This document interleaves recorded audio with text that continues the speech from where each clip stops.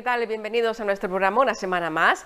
Nuestro invitado de hoy no tiene edad, pero ha marcado una época y por eso le tenemos hoy con nosotros, porque ha hecho tantas cosas que merecen ser recordadas. Una de ellas fue nombrado hijo predilecto en el año 2018 y en La Heredad le hicieron un merecidísimo homenaje en el año 2009. Hoy está con nosotros don José Pérez.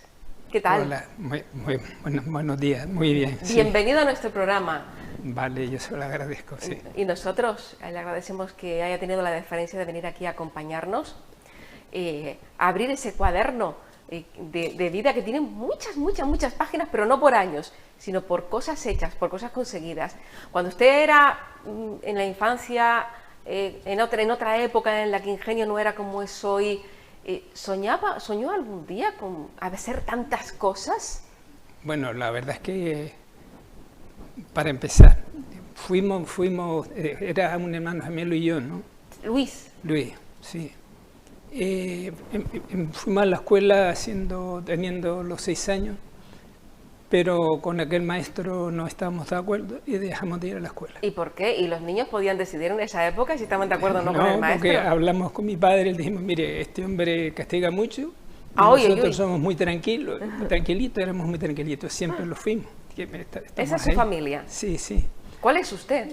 Parece ser que soy el que estoy junto a mi hermana Ana María, la niñita que está ahí. O sea, que es usted el niño de la izquierda. El de la izquierda. Sí, está de efectivamente, pie.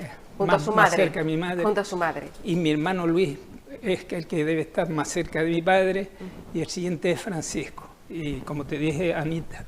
O sea, cuatro en una familia de humilde, porque se ve que es una familia muy humilde. Sí, mis padres eran labradores. Ahora te digo. No, 4 no somos 9. ¿Son 9? Éramos 9. ¿Y dónde está el resto? No había llegado. El resto, ya soy yo el mayor del resto. Se han muerto ya, pues 5. O sea, la vida es así. Ese es su hermano gemelo, ¿verdad? Ese es mi hermano gemelo. Ahí habían pasado algunos años después de que decidieron dejar el colegio. No, como te digo, dejamos de ir al colegio y mi padre nos dijo, ¿qué eran los padres de antes? ¿Eran así? Pues no quieren ir al colegio, a la labranza. Y a la labranza fui. ¿Con 6 años? Sí, bueno, es que los niños, los hijos de labradores no están desde los 6, están desde que son pequeñitos alrededor de la labranza. Y hacen lo que pueden hacer en la labranza. ¿Y qué hacía usted en la labranza? Bueno, en la labranza a los 6 años se hace de todo, se coge hierba, todo ese tipo de cosas que ayudar a los padres. Eso es así, pero no solo yo, sino todos los hijos labradores siempre me ha sido así. Pero cuando teníamos 9 o 10 años, que no estoy seguro, Luis y yo dijimos, ¿y por qué no vamos al colegio? Bueno, pues crees que fuimos solo un año, que tendríamos 9 o 10 años ya, y fuimos con don Francisco. Y fue tanto el interés que tomamos en ese año, que en ese año, solo ese año, ya estábamos, cuando terminamos el curso, sabíamos lo mismo que aquellos que habían empezado con 6 y no dejaron de ir a la escuela. No porque fuéramos más inteligentes, sino porque teníamos interés en aprender. Hombre, yo sé que comparar con la época de hoy no tiene mucho sentido, pero es pedagógico eso de dejar descansar al niño hasta que el niño diga, pues yo ahora quiero. Sí, no, pero antes era así. Hay muchas personas de mi edad que terminaron su vida sin saber leer y escribir, pero muchas. Es más, te digo, muchos de los empresarios prácticamente no saben leer ni escribir y son grandes empresarios porque son inteligentes y no tuvieron la posibilidad de ir a la escuela o porque no quisieron ir a la escuela. Era una época dura. Era muy dura. A los 12 años usted tiene ya que ponerse a trabajar duro. Sí, pero no era yo solo. Sí, a los 12 años estábamos en mi generación trabajando y además teníamos que ir caminando. ¿Cuánto trayecto recorría? A donde fuera, si había que ir a La Rosa, ¿sabes dónde está La Rosa? Se iba a La Rosa caminando y se volvía. Si había que trabajar en Mondragón, tenías que ir a bajar Mondragón y subías. Si tenías que ir a trabajar en la fábrica de Viruta, ibas caminando y subías. Y había turnos de día y de noche. Bueno, pues yo... ¿En qué trabajaba usted? ¿En qué trabajaba? ¿Con 12 años? No, cuando era de esa edad, donde trabajamos era en la tierra, era la única opción. no amarrando tomateros, nunca lo hice, pero sí alistando tierra, recogiendo también el espedregado. Siempre había que espedregar, ¿sabes lo que significa espedregar? Recoger la piedra. Sí. Eso es lo que hacíamos nosotros. Y luego ya, desde el trabajo de la tierra, recuerdo haber ido a trabajar un año al almacén de don Juan Quevedo en la majorera. Estuve un curso, un año nada más. Y creo que el encargado era Juanito Espino. ¿Esa foto puede tener algo que ver con esa época? ¿Esa foto que estamos viendo? No, esa es después. Esa es posterior. Sí. Estaban mis dos hermanas mayores y yo fui un año a trabajar allí. Y el encargado creo que era Juanito Espino, el que le decíamos el de Muebles Parre. Ajá. Ese era el encargado. Y luego ya de ahí fui a la fábrica Viruta. Estuve un tiempo en la fábrica Viruta, que está cerca de Ojos de Garza, pero que había que bajar por la carretera de Benítez hacia abajo. Había que bajar caminando y subir caminando. Y teníamos cursos, teníamos turnos. Habían turno de mañana y turno de tarde. Una semana estaba en el turno mañana, que significaba estar hasta las horas que fuese, de las 8 horas. Y por la tarde, pues el turno de tarde terminaba a las 12 y había que seguir andando. ¿Es cierto que después estudiaba de noche? No. Luego ya creo que eso ya, sí, efectivamente, seguía estudiando. De noche sí iba a la escuela de noche. Ajá. Con don José Suárez, eso es verdad. Y como te digo, sí que sabía bien lo que se llamaba las 4 reglas y muchas más cosas que hoy no se estudian, la ley de la creación y todas esas historias. Y cuando tenía los 18 años, pues también sabía la iconografía perfectamente. O sea, que había mucho interés en aprender. Sí, siempre he sido muy constante. Muy constante. Pero a los 18 usted se marcha al cuartel voluntario. Bueno, pero ¿sabe para qué se iba al cuartel voluntario? ¿Para qué? Para que vea cómo han cambiado las cosas. A ver. Se iba al cuartel de automóviles voluntarios a Tenerife, no me diga, no me vaya a decir que era para sacar el carnet. Te digo, nuestra gente de ingenio al menos, y de muchos sitios, pero la gente de ingenio iba a automóviles regionales en Tenerife solo para sacar el carnet de conducir. Oiga. Las cosas. Oiga. ¿Y eso por qué? Sí. ¿No había autoescuelas en ingenio? Primero no las había y segundo los padres no podían, no se lo planteaban. Eso era algo personal, fueron mucha gente. Por ejemplo, fuimos voluntarios, yo con 18 años fueron conmigo 2 más de ingenio. Que era ahí le vemos, sí. ¿Con qué edad? No, pero eso es cuando voy, eso está en el cuartel, pero bueno, eso es, ahora te digo por qué. Pero íbamos a aprender a conducir, simplemente eso. Muchos de los profesores de autoescuela fueron a automóviles a aprender a conducir porque sacar carnet no era lo normal. Y bueno, yo también fui, pero mi intención era otra. Yo estuve allí y bueno, aprendí a conducir, por supuesto. Mientras estuve allí, pues llegué a conducir camiones y todo eso. Saqué todos los carnets, pero solo mientras estuve como militar conduje alguna vez. Usted tenía aspiraciones. Sí, eso es lo que te digo. Usted quería ser oficial del ejército. Eso es lo que quiero decirte. Yo empecé a estudiar, bueno, te voy a decir, estudié siempre solo, con los libros. Excepto que lo digo también en el currículum, algún momento puntual que asistí a clases, porque incluso ir a la escuela magisterio, pues también iba de libre oyente, porque tampoco podía ir de oficial, porque no podía, estaba en el ejército. Claro, pero eso fue más tarde, porque usted tiene que hacer un bachillerato para poder entrar en magisterio, ¿eso cómo lo hace? No, pero eso es lo que quiero decirte. Entonces mi intención fue a ser oficial, irme a la General Militar. Para irme a la General Militar empecé a estudiar en Tenerife, estuve 2 años allí, pero como te digo, totalmente sin profesor, sino con los libros. Y bueno, llegué a lo que llegué, y esa foto que pasaste antes es sí. que... A ver si la podemos volver a ver. Sí. Bueno, yo ahí fui a buscar reclutas, podría tener 19 años, fui a buscar reclutas a Salamanca. Por eso me vi en la Plaza de España. Ah. O sea, la Plaza de España. Y bueno, me saqué esa foto, que ahora ve ahí, pero realmente yo allí ya tenía algunos grados de militar.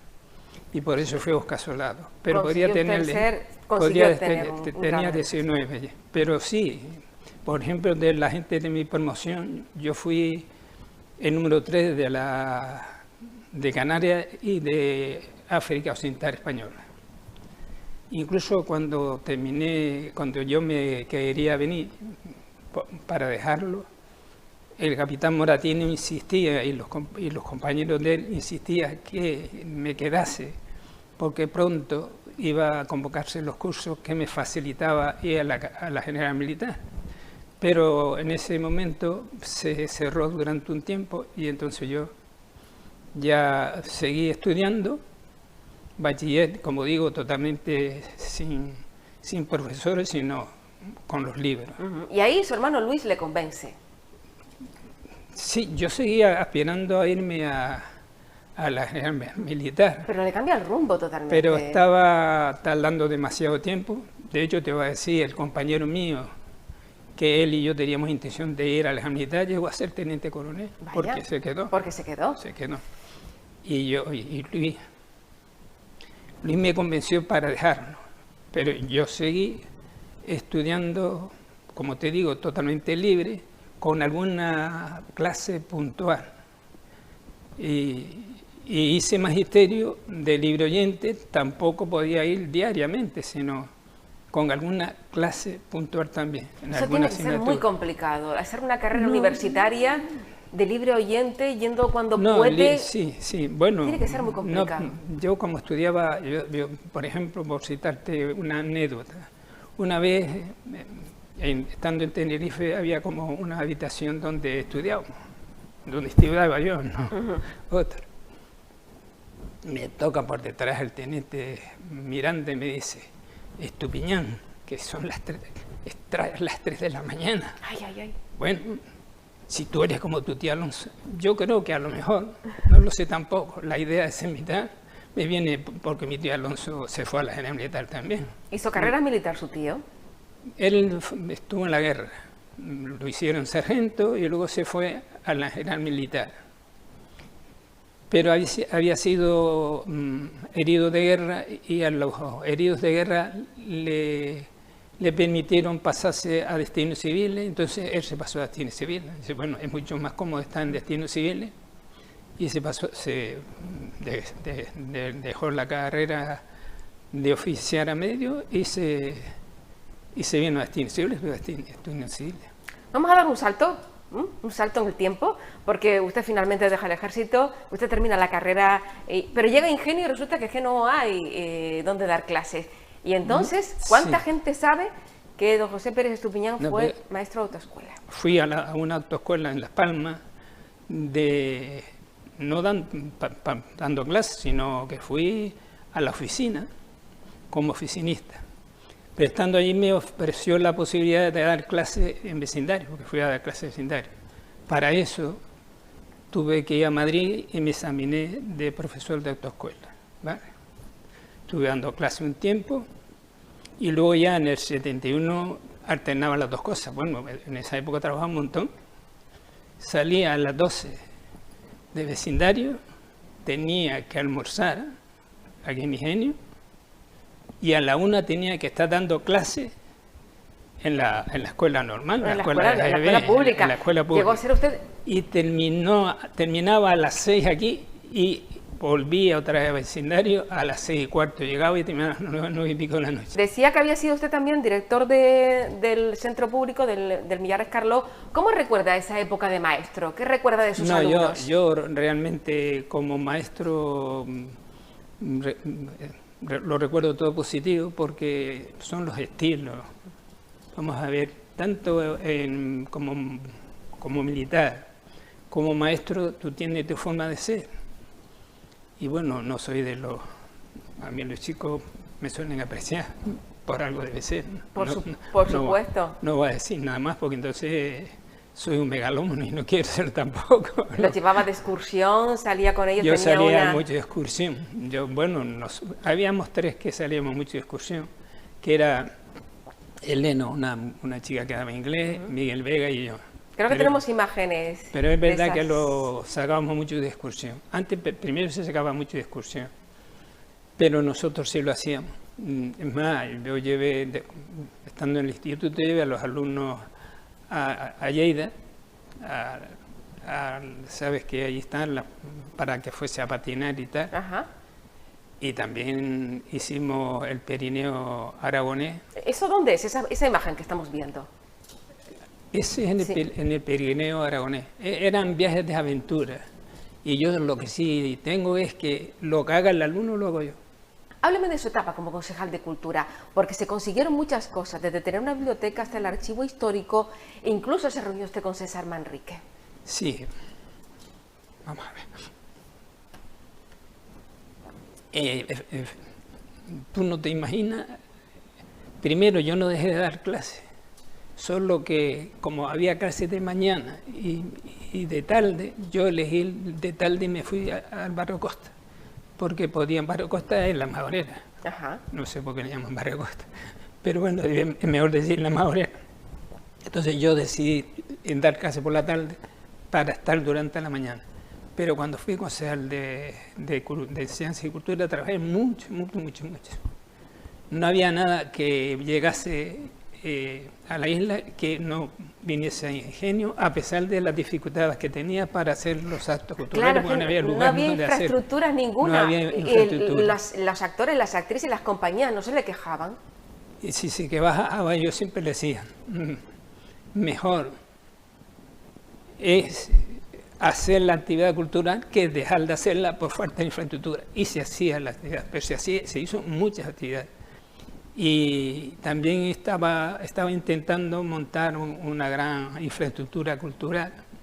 Y efectivamente, yo recuerdo que fuimos a Tenerife y solicité entrevistarme con César Manrique a ver si él quería venir a hacernos ese proyecto. Pero él nos atendió muy bien, de eso no nos podemos quejar. Estaba mi mujer, mis 2 niños pequeñitos y yo. Él salió de su casa. ¿Fue usted con toda la familia a reunirse con César Manrique? Es que estábamos mi mujer y mis hijos y yo, no había idea con quién dejarnos. Había alquilado un coche, pero ya está. Pero es verdad que me acerqué. Él salió, no me invitó a bajar, pero sí me atendió amablemente.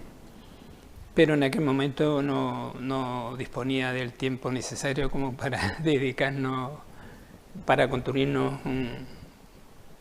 un proyecto cultural aquí, aparte que había que buscar el dinero, porque tampoco teníamos mucho dinero. Todas las actividades que se estaban haciendo era a base de meterme en las instituciones y prácticamente sin dinero, porque el ayuntamiento en esa época disponía de poco dinero. Es una época muy difícil, en la que había que hacer encaje de bolillos. Era difícil, pero se hizo muchas actividades. Sí, vamos con el tema de la heredad, porque algo que me gustaría, a pesar del tiempo que ya lo tenemos prácticamente agotado, pero sí me gustaría destacar que se cambió totalmente la filosofía de la heredad, porque antes había que ir a las 5 de la mañana a regar y ahora gracias a esa infraestructura nueva y todo ese cambio tecnológico, pues la gente podía regar desde el sofá, que no es lo mismo. Esa es la primera inauguración del estanque, la que está ahí. ¿El estanque de la Berlanga podría ser otro estanque? Este es el estanque del Carrizo. Vale. Ahí no me ve a mí, pero está Juan, está Tomás, está el director general. Bueno, nosotros ya en el 70, por casualidad llegamos a la Junta General de la Heredad, Epifanio, Nicolás Sánchez Castro y yo. Y a partir de ese entonces estamos reivindicando la construcción de un estanque, porque decíamos, no tiene sentido que en el siglo XX la gente esté regando como en el siglo XV. No tiene ningún sentido. Ahí lo que vemos es una convocatoria que se hizo mucho más tarde, en 2009, para reconocerle el trabajo, porque claro, había muchos regantes agradecidos, y no menos. Sí. Entonces, efectivamente, empezamos a nosotros desde ese momento a reivindicar la necesidad de ese estanque, que al menos hubiese un estanque. Incluso fuimos a la casa de don José Ramírez a ofrecernos como avalista. Y él dijo que él está muy mayor para eso, que no se metía en esos rollos. Y bueno, luego más tarde entramos en la Junta Directiva cuando José Ramírez presentaba por nosotros, de que fuimos interventores en Ingenio y en la Mancomunidad de Güemes. Pero en la siguiente, como éramos reivindicativos, él procuró que no estuviese. Así que nos quitó del medio. Nos quitó del medio. Y luego Juan se empeñó en que volviese a la política en el 95 para sustituir la ERA y tal. Bueno, lo cierto es que volví en el 95 y estuve 4 años de concejal de urbanismo. Le dediqué un montón de tiempo. Se consiguió adquirir un montón de terrenos y también los molinos que hemos dicho y todo eso se adquirió en ese momento. Y cuando salí de ahí, que yo decía que ya no me metía en más cosas, pues me proponen ser presidente de la Hereda, que yo nunca me lo había propuesto. Y entonces empezamos a recoger el voto, porque siempre ganaba el que estaba en la de presidente, porque mandaba al trabajador a recoger la firma y a su vez pedía el voto conferido. Y esta vez pues empezamos a coger el voto conferido. Había cierto descontento también. Y te digo otra anécdota, un señor, el padre de Pepe Rodríguez, tenía 90 y pico años ya, y decía, hay que coger votos conferidos, porque siempre los que han estado en la edad son gente de corbata. Vamos a poner un hijo de agricultor. Un hijo de agricultor, que es el que mejor conoce, evidentemente, todas las necesidades que había entre los agricultores. Sí. Tenemos que ser muy breve. A mí me gustaría, porque tiene usted ahí una memoria muy interesante. Sí, te digo, bueno, realmente yo llegué a la Hereda y efectivamente no había nada. Se estaba regando como en los siglos pasados. Regando de día y de noche, y eso lo conocía yo bien por ser hijo de agricultor. Y nos propusimos primero construir un estanque para evitar que regasen de noche y regasen de día. Luego nos propusimos hacer un segundo estanque en la Berlanga para que pudiésemos regar en el momento que quisiéramos. De tal manera que el padre de Tino, el que fue aparejado, decía, es que yo no me creo esto, posiblemente esté viviendo en otro siglo. En otra época. Porque desde sentado en mi gallinía, podía regar tranquilamente. ¿Cuánto se invirtió en total? Se invirtió, hasta cuando yo me fui, aproximadamente 11 millones de euros, que era un montón de dinero. Era una barbaridad de dinero en aquella época. Se consiguió muchísimo. Se consiguió muchísimo, sí. Sale usted de la Hereda, le hacen ese reconocimiento, muy merecido, por cierto. También sabemos que ha pertenecido usted, porque ya estamos fuera de tiempo, sí, al Consejo Insular de Agua, ha sido secretario de una asociación de empresarios hidráulicos, miembro de la Confederación Canaria de empresarios hidráulicos también, miembro de una cooperativa agrícola en el municipio de Ingenio, y durante todo ese tiempo trabaja muchísimo, consigue muchas cosas para el municipio de Ingenio, y usted se jubila. Sí. Y después a vivir de una manera totalmente distinta, porque ahora es su cercado, ¿verdad? Sí. Su cercado, sí, no, sus olivos. No, estuve hasta el 2008, hasta el 1 de enero de 2009. Sí, estuve 21 años. 21 años, pero se dice pronto. Una cosa quiero aclararte, que los directivos no cobran ni un solo céntimo. No, es una labor altruista. Y además, en mi caso, para gestionarlo, tenía que estar buscando hueco, porque yo estaba en el mundo de la enseñanza, y tenía que buscar el hueco en el que no estaba dando clase directa, para ir a hablar con los directores generales y todo eso. Era una verdadera odisea. Era una verdadera odisea. Yo tengo aquí,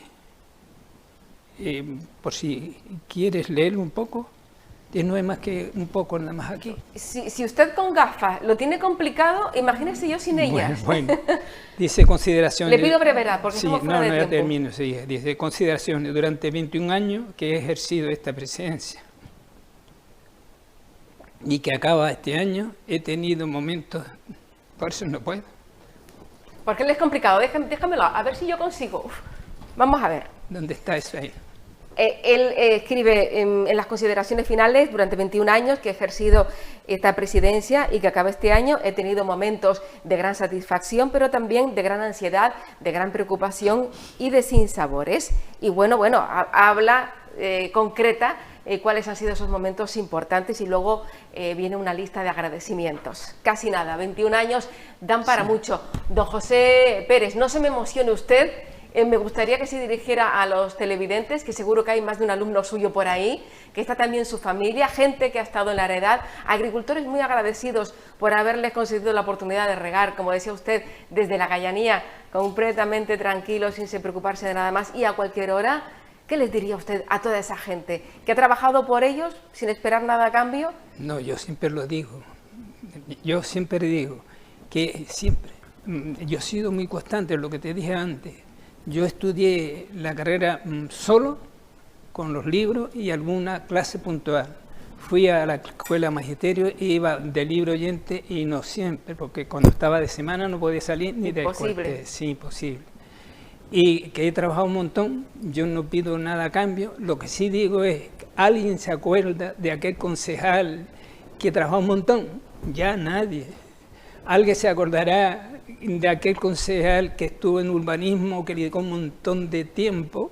Ya nadie. Yo estaba hasta cerca de las 4 de la tarde y algunas veces la gente iba a casa. Y yo nunca le decía, no vengas a casa, cuando normal que vaya. Bueno, seguro que hay gente que se acuerda y muchas, de hecho, le concedieron a usted, le otorgaron el premio o la consideración de hijo predilecto en el año 2018, que tenemos incluso algunas imágenes. Sí, pero lo que yo quiero decir es que pasado algún tiempo nadie se acuerda de aquel concejal, de aquel maestro, que estuve también un montón.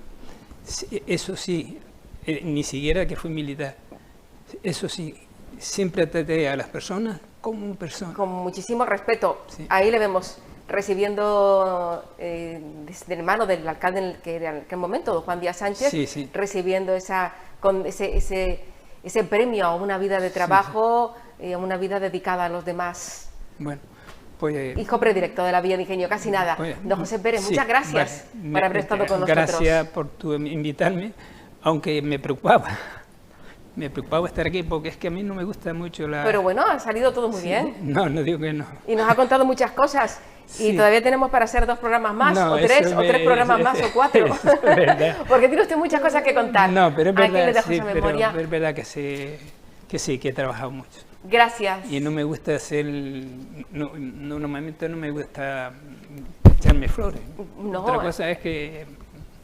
Aquí estamos para hablar de esa vida tan intensa que ha tenido usted, en la que ha dedicado muchísimas horas a los demás, muchas veces también, como bien comentábamos, de manera altruista. Gracias por haber estado con nosotros. Pues, Tere, gracias a ti y a la televisión nuestra. Y bueno, no puedo decir otra cosa. Bueno, con usted cerramos, además de la temporada. Se acaba, hemos tenido 20 y tantos programas que cerramos pues con este invitado ilustre, con don José Pérez, hijo predilecto de la Villa de Ingenio, y nos despedimos de ustedes, les deseamos que pasen un buen verano y volveremos después de las vacaciones, con más personajes, con más entrevistas y con más momentos como este.